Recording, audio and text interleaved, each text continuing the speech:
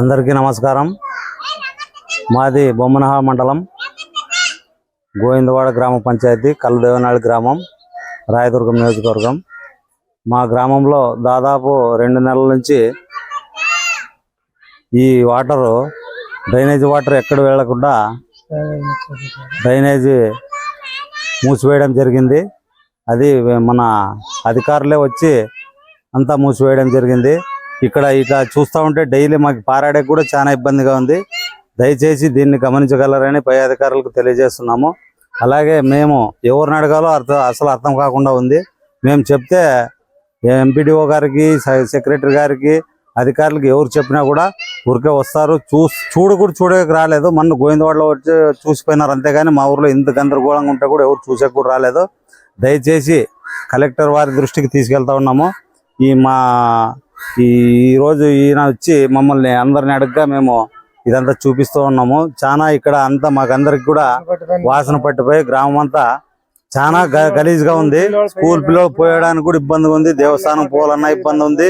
ఇక్కడ ఉండే వాళ్ళందరూ ప్రజలందరికీ కూడా చాలా ఇబ్బందికరంగా మారింది. దయచేసి దీన్ని గమనించి ఎంపీడీఓ గారి దృష్టికి అలాగే కలెక్టర్ గారి దృష్టికి ఇద్దరి దృష్టికి తీసుకెళ్తా ఉన్నాము.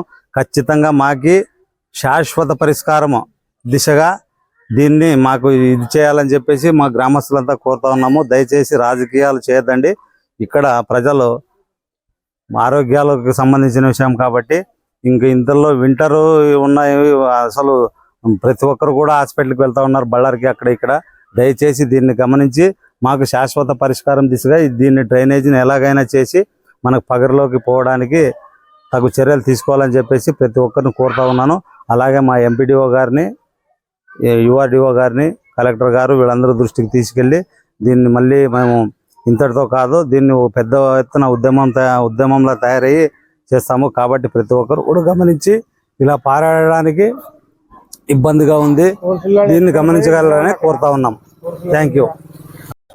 ఈ సిమెంట్ రోడ్డు మీద నీళ్ళు నిలబడి ఉండడం వల్ల పిల్లవాళ్ళని పేరెంట్స్ ఎత్తుకోపోయి బస్సు దగ్గర వదిలి తిరగా పేరెంట్స్ పోయి వాళ్ళ ఇంటి దగ్గరికి ఎత్తుకోరావాల. అంత హీన స్థితికి అయిపోయింది. స్మెల్ వచ్చేస్తుంది. ఆ నీళ్ళు ఇళ్ళ పక్కల వాళ్ళు కూడా జీవించడానికి చాలా అవసరం పడుతున్నారు. భోజనం చేయాలంటే కూడా ఆ స్మెల్కి చాలా ఇబ్బంది పడుతున్నారు. దయచేసి అధికారులు ఈ నీరుని శాశ్వతంగా ఒకరి దగ్గరికి మళ్లించాలని అధికారస్తుల్ని కోరుతున్నాము.